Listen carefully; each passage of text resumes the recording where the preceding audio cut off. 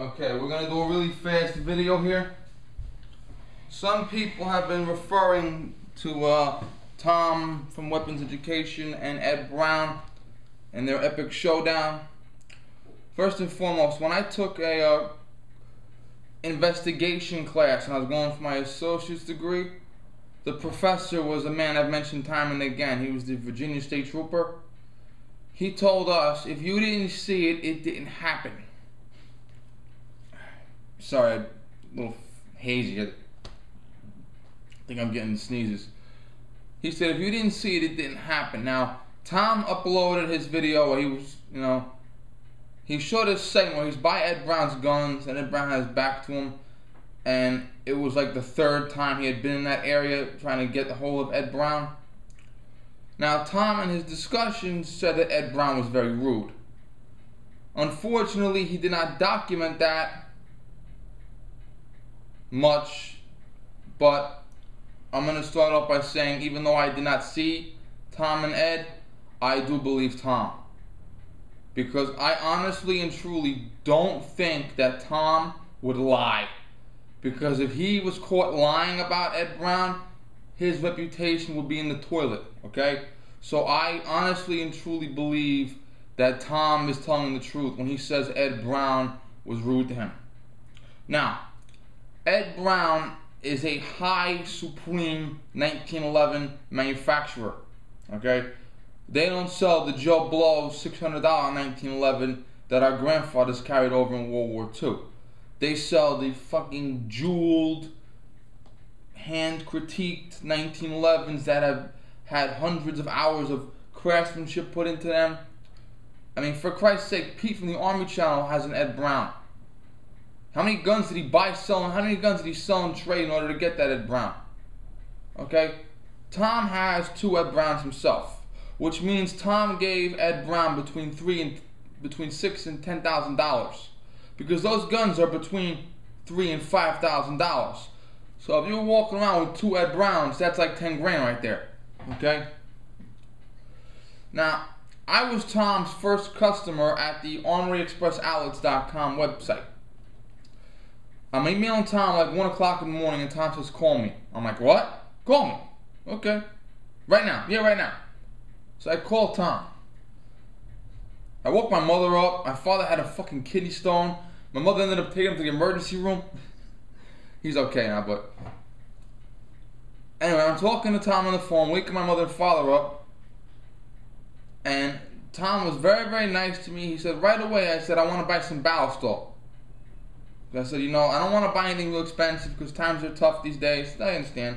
I want to buy some Ballistol. Right away, he said, I want to give you a really good deal on some.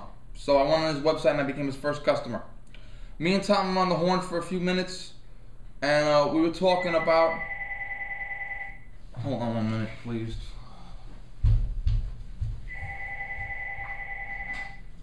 Yes? Yeah. Fine.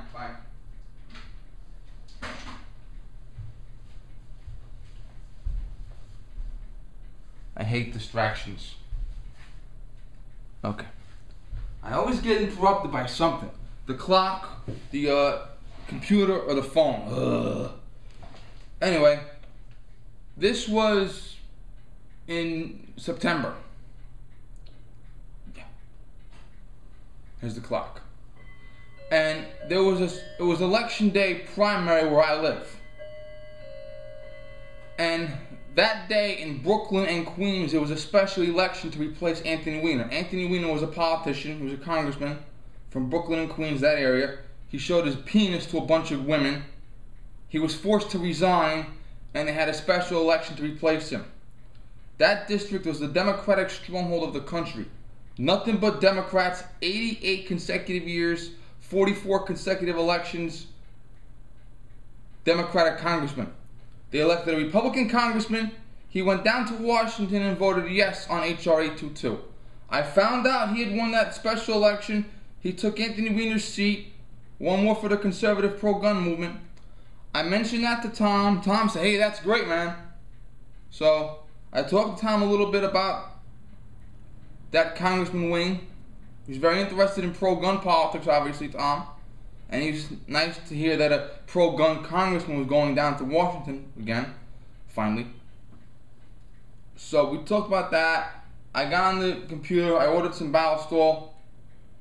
It came. I'm satisfied with it. And after I talked to Tom on the phone, I did a video of his page. I aimed the camera right at the computer, and I looked at his website. I wanted to give him a little advertising.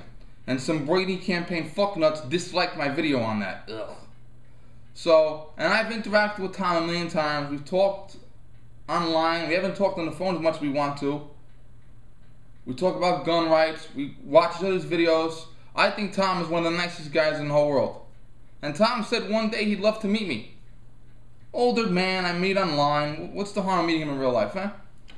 Now, if I ever met Tom in real life, unless I had a critical thing I had to go to, I would sit down and I would give him 5 minutes of my time. Now, here's the deal with customer service. I used to work in a supermarket. If I was on my break and a manager wanted their ass kissed, wait a minute, I'm on my break. But if a customer said I need help, I stopped and helped the customer. Even on my way out the door on the way home at the end of the night, even on my way in before I signed in, if a customer needed a hand, I gave him a hand. Now, one man, I forget who it was, I'm not going to mention his name without his permission. One guy was in the area with Tom and Ed Brown, and he made a video saying that Tom was right, Ed Brown was rude. Assuming Tom is correct and assuming Ed Brown was rude, that is bullshit customer relations.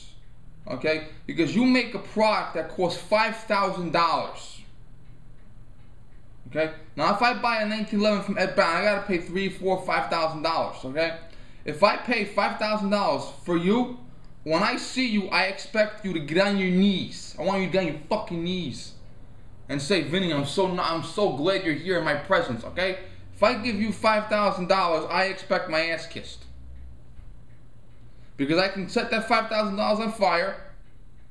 I can buy a lot of other things. I could buy a lot of other guns for $5,000.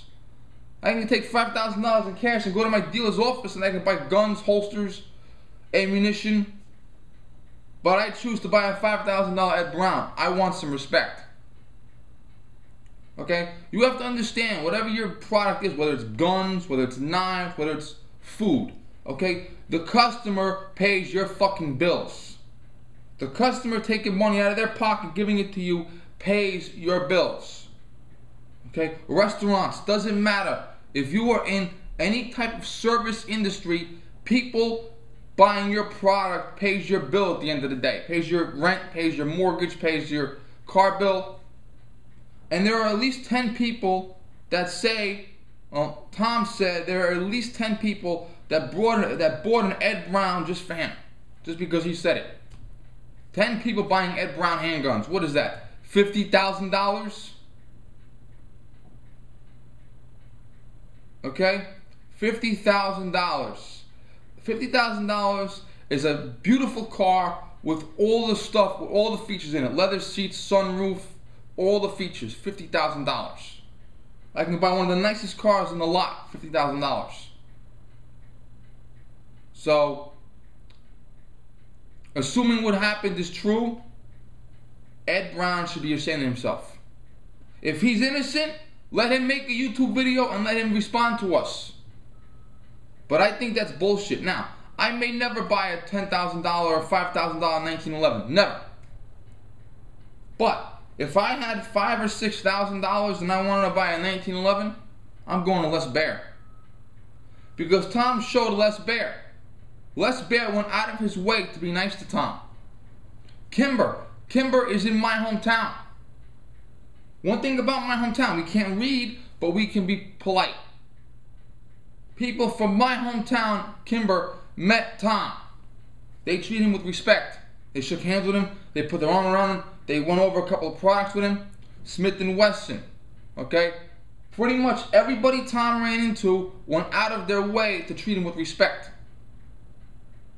Not because he's the biggest YouTube channel in the world, he's got 10,000 subscribers, but because he's a customer, and because if he's gonna put this on the air, they want, you don't want to have a guy say, "Hi, I really like your product. I'm busy. You leave me alone. I'm busy. I gotta go home and come back tomorrow. I gotta talk to my friend."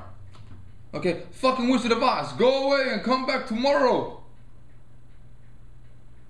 The fuck? Okay, so just so you know, when I was going for I have 2 degrees from the same community college, one drafting, one criminal justice associates. There was a Shell gas station there. My father brought the family cars there to be inspected. The owner treated my father very nice. Every time my father was in the area and he needed gas, he went to that Shell station. When I was going for my 2 degrees at that community college, I would go and stop at that Shell station for gas. I would go out of my way to make sure I gave this guy my business. When I was in Italy in 2007, I saw a fucking sign that said bathroom. I walked in there and I said, toilet. The motherfucker's like, 50 cents.